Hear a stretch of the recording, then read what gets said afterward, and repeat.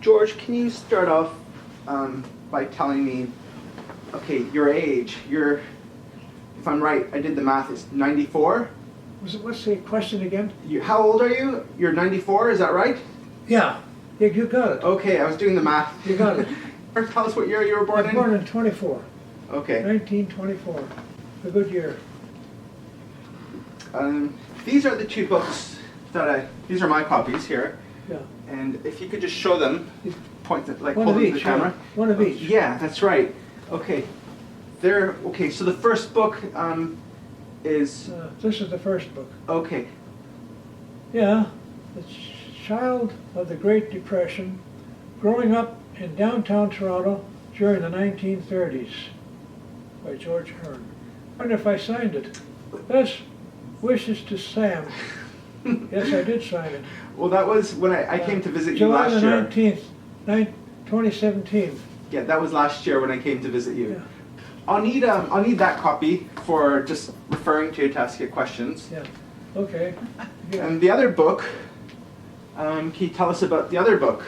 Yeah, this is to do with the 40s, the 1940s. Okay. So the first book covers the 1930s. Yeah. So what age were you at the start of the Depression? At the start of the Depression, I was 5 years old.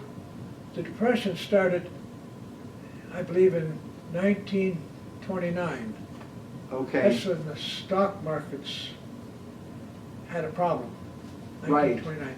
And it went on for about 10 years, until about 1939.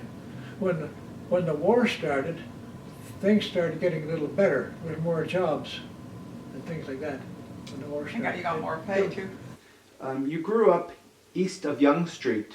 Yeah. Can you tell us about some of the streets and places you lived in? I can tell you the streets, yeah. Okay. George Street, we moved in and out of George Street 3 times. 250 George. Okay. And we were on another number lower than that. And then we moved up another day to I think it's 372 or something, George. Okay. That'd be north of Dundas. 250 would be south of Dundas. Okay. Lived on Mutual Street 2 or 3 times as well. And you lived across the street from the Mutual Street Arena, which was Yes. the main... Can you tell us Right about the across Mutual the Street street. Arena? Yeah. Okay, that was before Maple Leaf Gardens. That's where... That was before Maple Leaf Gardens was built, yeah. Okay. They had 6-day bicycle races. That was something I was very interested in. And you talked about... there was a professional racer. Do you remember his name? I'm trying to find my notes. It notes. sounds like it could be Torchy Peden. That's it, yes. And he would actually take the time to chat with the local He kids, would is that talk right? to the kids outside Yeah. the arena, yeah. So a 6-day race, how did that work? Like, did they sleep at all? I don't Like, know. I'm not All I sure. know, they spelled each other out. They didn't do the whole thing themselves. Okay, They it was a took team. turns, I see. yeah. And it was on a velodrome, of They must have course. counted the laps or something. There must have some way of doing it. Okay. Did you ever get to see this event? Did you ever get to have a look inside or attend? Did I ever see the 6-day bike race? Yes, I've been in there a few times.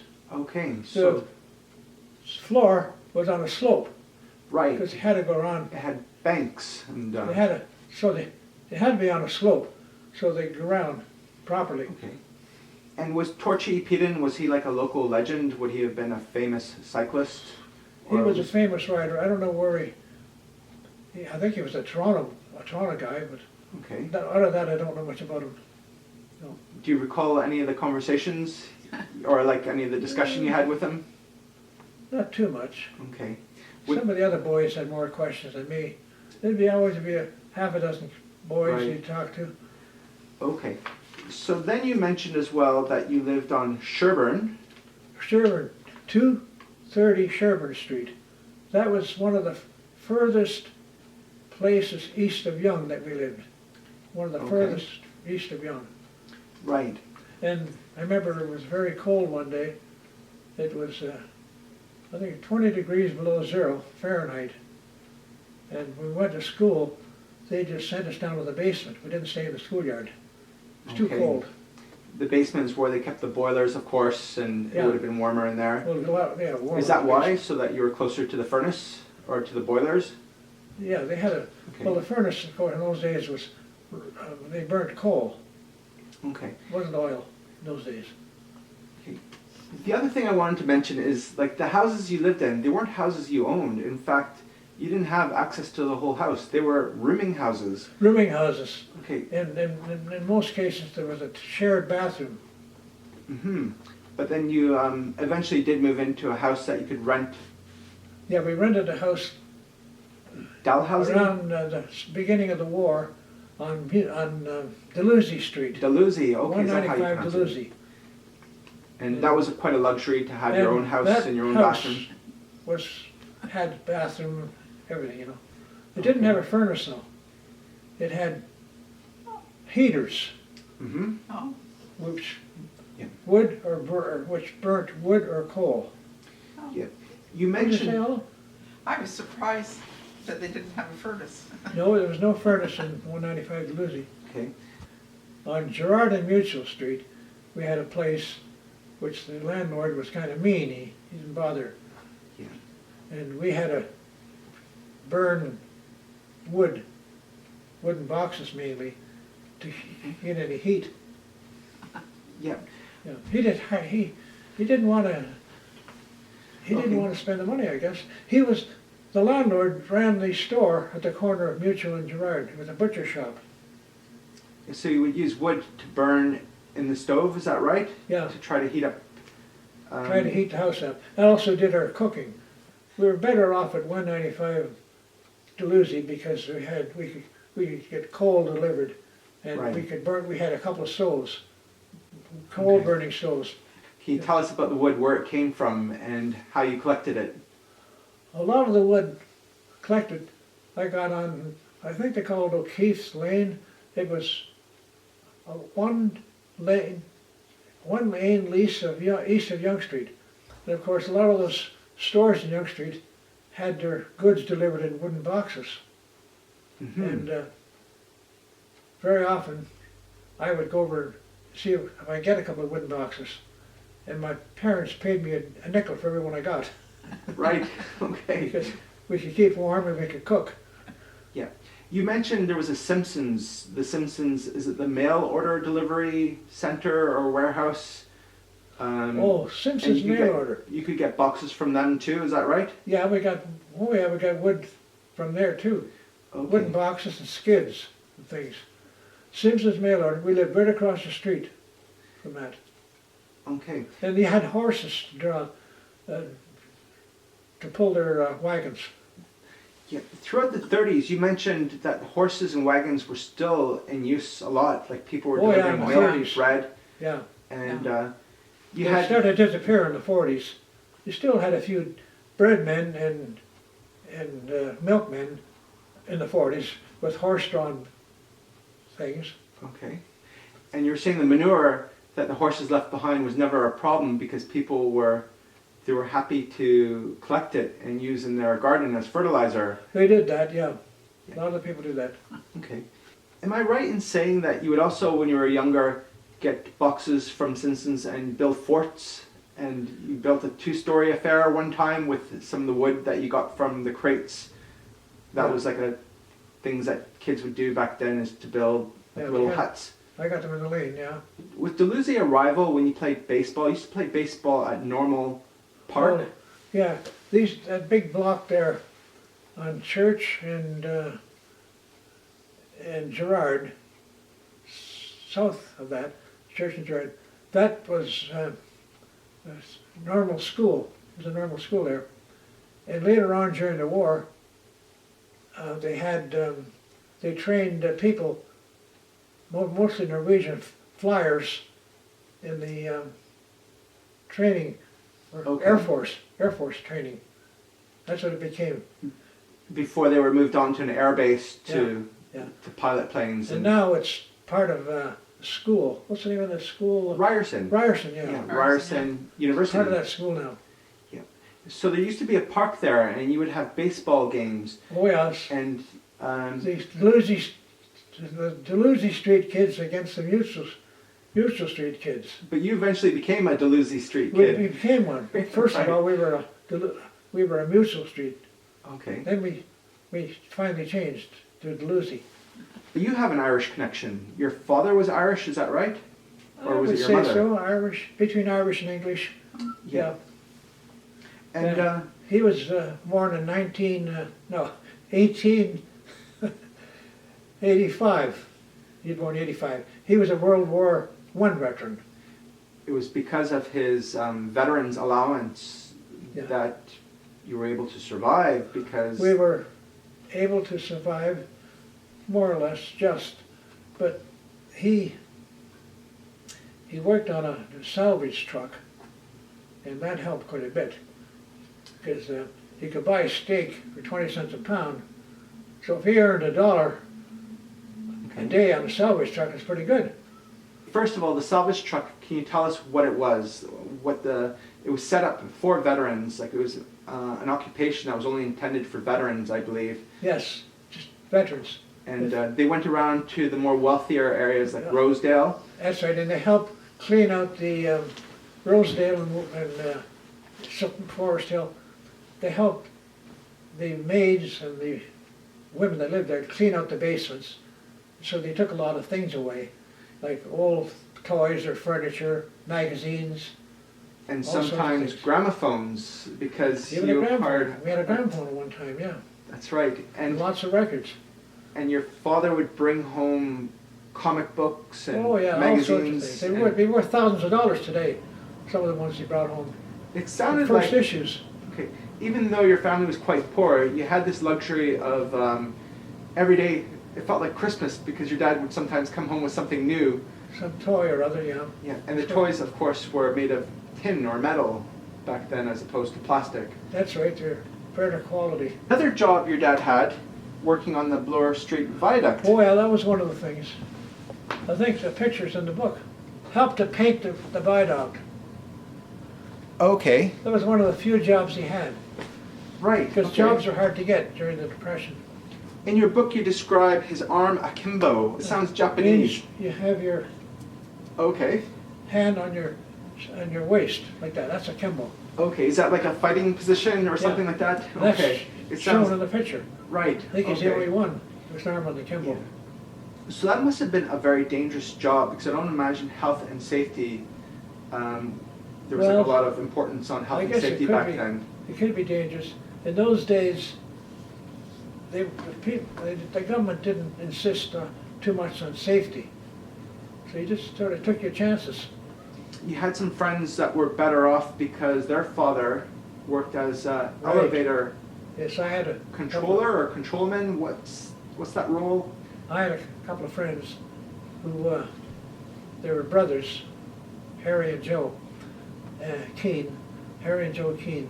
Their father lived just a few doors from us on Mutual Street, across from Simpson's mail order.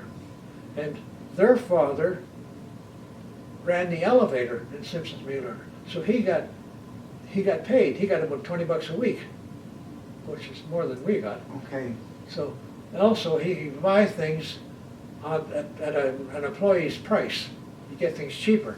Right. If you want to buy a refrigerator or stove or anything, he'd get it cheaper. They were more well off than we were. Okay. A radio would have been a luxury to have. Like, if you owned a radio, that was something that was a luxury to have. Oh yeah, And you mentioned your father brought home a gramophone one time. one time, yeah. Yeah, and a whole bunch of old records. Right. Do you remember any of those songs? I think you made reference to them. You mentioned them in your book, but Yeah, there were a lot of cowboy songs and different things. okay. And then on one occasion, your mom actually treated the family or treated herself to buy a brand new record. Oh yeah. It was In the Mood for Love. Yeah, I'm in the mood for love. Oh, I'm in the mood for love. And she Okay. brought it at Adams Furniture Store, which is on Young Street, just opposite Eaton's, on the other side from Eaton's.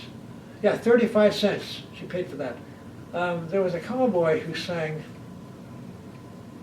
a Canadian cowboy, I forget his name. I don't know whether I put it in the book or not. Oh, is it Stompin' Tom Connors maybe? Wilf, is it Wilf Carter? Or is that an No, I think American? he's- I don't know. It would be somebody earlier. Earlier. Yeah, But Stomp and Tom he was later. sang songs like, the Red River Valley. Okay. That was the name of one of the songs.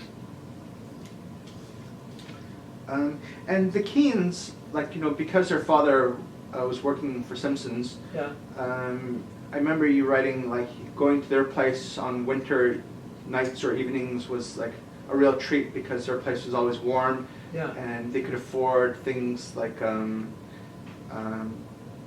biscuits or treats, cookies, right. and hot toddies. Is that hot chocolate? What's a hot toddy? Well, his mother was very kind. She always seemed to give us a hot toddy, which I think was sort of a chocolate drink. Okay, But I that's haven't what I had thought one it for might years. I haven't had in a long time since I had one. be. Eaton's, the department store. You talked about Eaton's and it was air conditioned and Air they had conditioned. escalators. It was like one of the Oh, first yeah. places to have That escalators. was a treat for us kids, going on an escalator. And as children, you would sometimes just go there to ride the escalators. And Oh, yeah. You did go up and down, all over the store. would you get warnings or anything like that for, just to not mess Uh, about? And They weren't too hard on us, no. I remember Eaton's, or in Simpsons too. It was so nice in the summer when you went there. The temperature outside was sometimes 90 degrees Fahrenheit. And at one time, it was 106 Fahrenheit. there was a free bus that took you to Simpsons. Simpsons was across the street from Eaton's. Is that right? Or was it attached to Eaton's by a bridge? Maybe I'm not sure. Oh, yeah. We lived across from Simpson's mail order, and if you wanted to go downtown, my mother and us kids, we just went on. There was a bus from Simpson's mail order to Simpson's downtown, so we took that bus without Okay. having to walk. Great. Yeah. And when we got down there, we always made sure we went into Simpson's store first, so the bus driver wouldn't see us going to Eaton's. Okay. They made Okay. refrigerators in those days that you could put big blocks of ice in. Big blocks on of the ice. top and, Okay. And cool the whole, would keep the refrigerator cold Yeah, while you got the ice in there. the ice would be on top and the food would be on the bottom, because the cold air drops, fall Right. down. So it keeps Okay. And there's a pan to collect all the melted water that you would have to remove from the bottom and Yeah, empty. when it Okay. melted, yeah. yeah. Where I live in Northern Ireland, areas are still very much segregated. But where you lived, Protestant and Catholic kids would be like living on the same street and playing together. And Yes, we played together. there was some division with education, though. Yes, except that they went to their school, we went to what they call a separate school. But we got along, Okay. no problem. The school you went to, it was called St. Mike's, am I right? Or St. St. Mike's? Mike's, yeah. That's right near the cathedral. Is it St. James's Cathedral? Oh no, St. it's Michael's. St. Michael's Cathedral. St. Michael's Cathedral. Right up and across the street from St. Michael's, there's St. James. That's a Protestant. Oh, okay, I understand. So St. Michael's was the Catholic cathedral, Yeah, and St. James's was the Protestant cathedral. yeah. That's how they were. Okay. They got along. Everybody Right. got along. And in your book, you mentioned that there was water everywhere. There was fountains available and running Oh, yeah. water, constant supplies of running water. If you want to get a drink of water, on a lot of the street corners downtown especially, you can get a nice cold drink of water because the water was running all the time. A Okay. real cold drink. On the other side of the human fountain, there was a horse fountain, and great big thing. The horses got their Yeah. drink too. Yeah, but the thing, the water didn't mix. Oh, of course. We had Yeah. ours out of a fountain. Right. They'd had theirs out of a sort of a tub. Right. Okay. And at the time you wrote your book, some of those fountains are still there. I think you said that there's one near St. James's. Let me have a look in the chapter Maybe Water I got it. Everywhere. Maybe I got my, there was a Protestant church on King Street. It still exists. Is that Yeah, St. okay. James? So there was another fountain was located on King Street East, just west of Jarvis, adjacent to St. James's Park. Oh, that was St. James, yeah. And he said, surprisingly, the fountain is still there, although it is no longer right at curbside where it used to be. All right, I'll have to go have a look for it and see if it's still there. Well, you can Okay. try that in St. James Park, yeah. Yeah. See if it's still there. And the water ran continuously. It wasn't like you didn't have to press a button. No, you didn't have to press it. No, it ran continuously. Okay. A lot of the fountains, virtually all the fountains like that. And the stores had fountains in them too, Eden's and Simpson's. So you'd always have a good cold drink. All right. I'm just like looking at this chapter about the Y now, and the Y is a place you went to on College Street. It's now a police station or a police headquarters, I believe. Can you tell us about your involvement with the Y and how you discovered the Y? Well, you talk about the Y, the YMCA. And today it's a police headquarters, but in those days it was the Y. The Y. We went there. The Y. We swam. We played ping pong, different games. And they showed movies there, or films there too. And me and another friend of mine, Bobby Blako, we showed the movies. Can you tell us about the films? Like, no one had TVs, so films must have been... There was no TV then, but they talked about it. I remember the Keens talked about Little Orphan Annie. Right? Instead of listening to it on the radio, they would see it on a screen. That was before television came out. At the YMCA, was it Harry or your friend Bob that was one of the projectionists? He got a job. He was responsible. That was Bob Blako. Bob Blako, yeah. Oh, Blako. Okay. He got a job, and he got me into it with him. So we used to put on movies for the boys, just travelogue movies. They weren't feature movies or anything, just travelogue things. Okay. And I know that some of the movies were about going away to summer camp. They were like promotional videos Going about away summer camp. to the YMCA camp, yeah. Unfortunately, I forgot to bring my laptop. I wanted to show you to see if it was one of these films, but it was a film called Summer is for Kids, and it's about a bus that comes into Toronto and picks up these kids, and then they go to Muskoka. And I wanted to show you the video to see if that was a video you recall playing or showing or seeing. But I don't have it with me, but maybe another time I can show it to you. But the films, where did the films come from? The films? Yeah, did the YMCA buy them, or could they borrow them from a library? Well, they took, at their camp, they took films. I forget the name of their camp.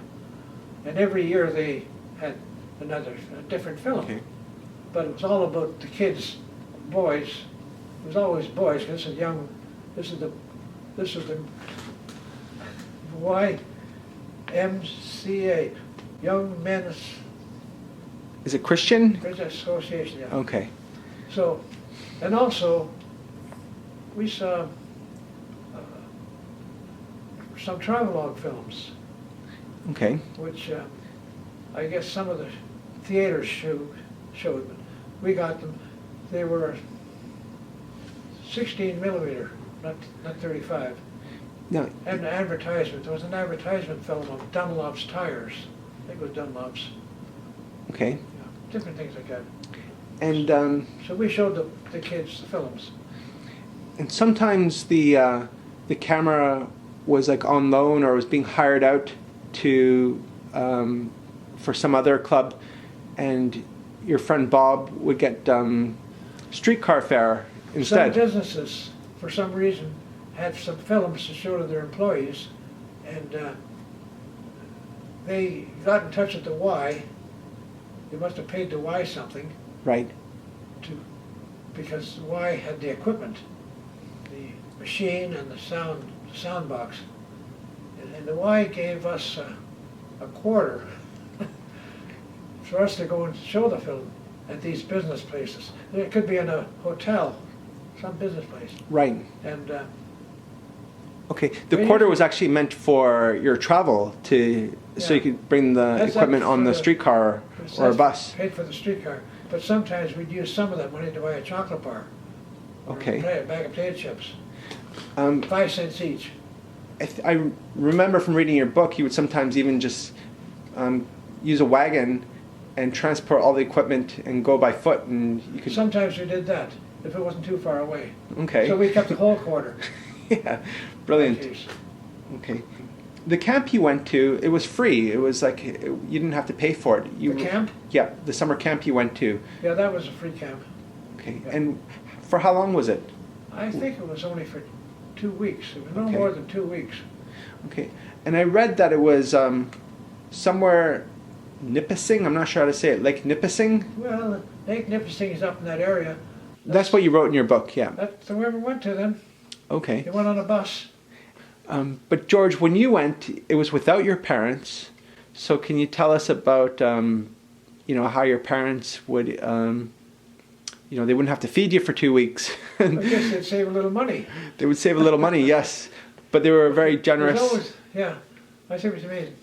They were very generous to give you a present before leaving, and that was the bag of sweets. Can you tell us about that? And then because they weren't going to see you for 2 weeks, Yeah. and they wouldn't have to feed you, so they would buy you a present. They got you this whole bag of candy. And can you tell us a story about what happened? 75 cents worth of candy, a bag of candy in a paper bag. And we got to the place, I put it under my pillow on the this straw mattresses. I put it under the mattress when I got to the camp. We're living in a tent. And in the morning, it was covered with ants. I couldn't use it. I had to throw it out. What a They got nightmare. right into the bag. And all the candies weren't wrapped. Terrible.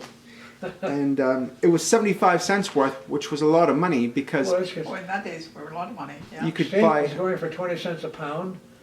Steak. Bread, 10 cents a loaf. Milk, 10 cents a quart.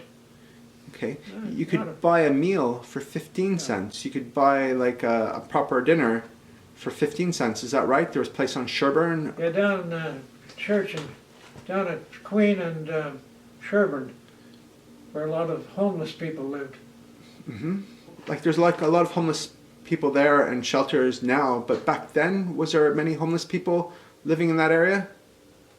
Well, I don't know. It wasn't so bad to be homeless then, because they were just, I call them unemployed people.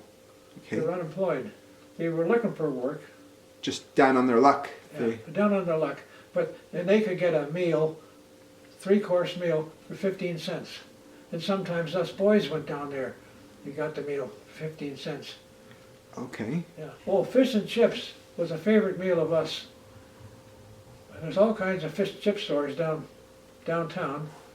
And we paid only 10 cents for fish and chips. Yeah. And they were Amazing. really Today, you can pay $8 easily.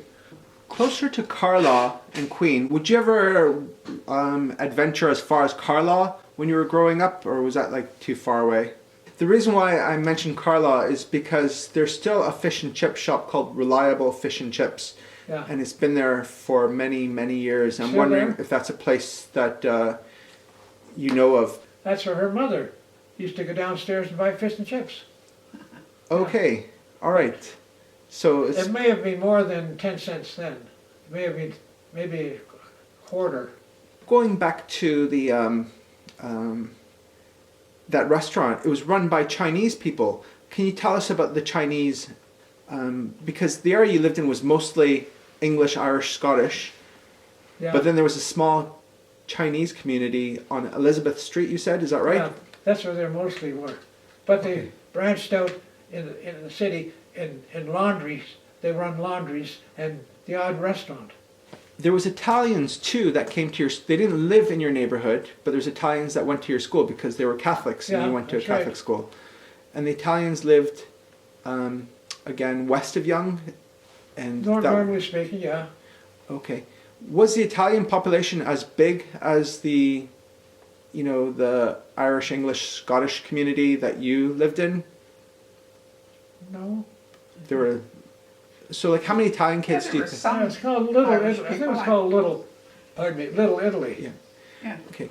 So, when you went to school, how many like Italian kids do you think there was in your school or in your I'd class? say half the kids are Italian. That many. Okay. Oh yeah. And how many kids would there have been in your Half school? are English or Irish. Okay. Was there more than like 300 kids in your school? Oh, let me think about this amount. They had 8 grades, 30. Wait a minute, 38. And wait a minute. No, I'm trying to think of this. It wasn't a Must very have big been school. 14. there's 6 grades. They went to high school. Yeah, 6 grades. And there was about 180 or 200 kids at any one time. 180 to 200. And at that time. as many as half of them were Italian. Yeah. Okay, how interesting. Okay. And then there was Chinese. There were, I think they were brought over to work on the railroads out west, mainly. okay. And then some of them didn't go back to China. They came to Toronto, some of them. They tried to bring their wives over, but not all of them had enough money for that. You talked about the different people that would come to your door and selling things on the street. So there was like a rag and bone man who you could sell bottles to. He collected bottles. Which was a Jewish person. Okay, I found that He held rags and bones. I don't know what he did with the bones. I think they can make glue out of it, I think. I think so, yes. That's right. And he'd pay a cent or two for what you sold him. But I find it interesting that there were some jobs or trades that were defined by people's ethnic background. Like the rag and bone man was usually a Jewish person, and he said he had a House of David beard, like a very long beard. Yeah, down there, yeah. Okay, and then the Chinese worked in laundromats. You mentioned that there was someone who would walk around with a grinding stone on his back. Oh yeah, he'd say something, yell out something, knives sharpened or scissors sharpened. Well, most of the doors, a lot of the doors are open anyway. And housewives would come out to get their knife sharpened or the scissors sharpened. He had a stone, sort of stone. Okay, it was just hand turned. It was like a hand turned grinding stone. Yeah. And he used a bell too to sometimes notify. Like that was his way of letting people know that he was in the area. He would ring a bell. But oh yeah. Okay. That's right. What's interesting is I remember as a child there was someone in a truck who would come around with a bell, ringing a bell, and he'd drive very slowly through the neighborhood, and then you could go out and get your knives sharpened. And just the other day, near Queen and Victoria Park, I saw one of these trucks from my youth driving around the neighborhood sharpening stones, and I couldn't believe it. I thought, they're still in action. And I got the impression he was Italian, and I remember the men that came around when I was a boy were Italian. So the men that came around when you were growing up, were they Italian too? Like was it usually an Italian person that would sharpen knives? Do you remember if they were... that they would sharpen the knives? Yeah. I would say they were, yeah, they were mostly foreign people. Okay, interesting. Not English or Irish as far as I know. Okay. Do you have any other memories of foreign people in the 30s? There was the Chinese, there was Italians, there was Jewish people. All we could think of then was that the foreign people lived out in the West Toronto. Okay. Yeah. Whereas that's where they mostly went. Okay. How about places where you played? You mentioned the Don Valley. Before the Don Valley Parkway was built, you could access, I think you would go up Church Street and then cross, like you would go underneath the Bloor Viaduct. There was yeah, there's a viaduct there, yeah. And you could play around there, and that was like a nice place to get away. It was. And play, and you could like catch frogs. Can you tell us more about playing in the Don Valley? We used to catch frogs. We didn't hurt them or anything. Just let them go. Then there was pollywogs, which are baby frogs. Okay. Yes, it was a pool there, a stagnant pool they call it. Yeah. This is near the brickworks. Okay. I know the brickworks is near Pottery Road, and I think it's called Todd Morden. I don't know how to pronounce it. Right. I don't know if they're in business today or not. Maybe no, not. It's become a bit of a community hub. Like there's a market there, and there's some cafes, and there's like a bicycle workshop. So the building itself, the structures are still there. It's changed somewhat, yeah. Okay. And Riverdale Park, that was another place. Yeah, that... or Riverdale Zoo. Was it Riverdale Zoo or Riverdale Park? Regular zoo. Okay. Today it's a little different. In those days, the animals are much closer to you. I won't keep you for much longer, but and how did the book come to fruition? Like, how did you decide you want to write a book? Did your children inspire you, or I just thought it would be interesting. and okay. Well, there's one thing I got to bring up too. This is a day of 12th of July. What do they call it again? Oh, that's when they have the Orange Parade. The Orange Parade. I remember going to the Orange. First of all, I lived on Victoria Street in Girard. Victoria and Girard, and that was just half a block over to Yonge Street. And I remember seeing the Orange Parade and enjoying it. The music was wonderful. Because I just had half a block to go see it. It must have been on a Saturday, because I couldn't have got off school to go there. They wouldn't have allowed it. As I say, I used to live near Girard and Yonge. It's the same Yonge Street, the same street that the King and Queen went down. I think that was in 1939, before the war started. The King and the Queen. Okay. And I got a good view of them.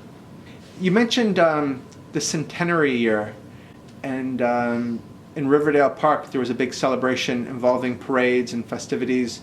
Is it centennial or centenary? And I was asking you about pins, and you said you still have some souvenirs from that period. Well, did you want to photograph something? Yeah, if you don't mind, I could Fine. get a look at them. I could have a look at them. Upstairs. This is Toronto, 1934. These are the centennial ones. Hey, just hold them in my hand? Yeah, that's fine. Okay, that's great. So you got these when you were a boy. You would have been just 10 years of age. You would have been almost 10, and you've been able to save them. Oh yeah, I was 10. Yeah. Okay, great. This one here, if you want to take a picture of that too, I don't know. Okay. Canadian National. How interesting. Yeah. The school would give you free passes to visit the CNE, is that right? Yes, all the kids going to school got free passes to get into the exhibition on Kids Day, Children's Day. And they also got a pass to go into the grandstand. Okay. So Would there have pretty been a good. show at the grandstand? They what? Was there a show at the grandstand? Yes, there was always something going on, yeah. Okay. What did the show involve? Some kind of shows. Yeah. Must have been horses and racing or something. Okay. Different things. There was races Yeah. and that sort of stuff. There was different things. I didn't read the second book a whole lot this year. I read it last year, Oh, yeah. and I was just concentrating more on your first book. But I do remember reading from the second book that Olive, you're a pilot, which is quite remarkable. Yeah, I learned to fly. And She used to fly. Before she could even drive, she knew how to fly. that's amazing. Okay, and it was small Cessna planes, is that right? Small. Were they Cessna planes that you flew? Yes. Okay.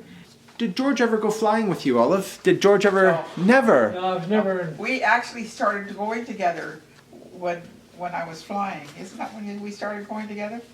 Well, around that time we started to go together. Yeah. Yeah. Around that time. that sort of thing. So when I finished flying, got my license and everything like that, and then we were going to get married and so on. Oh, okay. So that sort of ended my flying. Okay. Yeah. Yeah. A young Amelia Earhart. Yeah. On the subject of flying, you said that you saw like an airship. I didn't know what an airship was. I was trying to figure out what an airship was. One of those big things. Like Very big the things. Zeppelins. Full of gas. Great big things. Yeah. Yes. We saw that, I think it's called the R100 or something. And it seemed to come right over our school. And it was flying really low, was it? New York school. That must have been fascinating to see as a child. Oh, yeah, it was. But you mentioned pennies as well. You used to collect the old pennies. The old pennies were much bigger before they brought out the new pennies. Yeah. The pennies between 1910 or 12 and 1920 were big pennies. They started to come on. And they had King George, I'm not sure which one, but King there was George V. King George V on them. Yeah. They were still in use, but banks and Eaton's were refusing to use them because they wanted to hand out new shiny coins to their customers, is what I think I remember reading in your book. like they were still in use, and you would trade people the new pennies for their old pennies because you had a collection of them. You used to collect these yeah. pennies. Yes, I like to get the old pennies because some of them had Queen Victoria on them. Okay. They're really old, and I like that. But oh God, spent it all. Right. Candy and that Okay. over the years.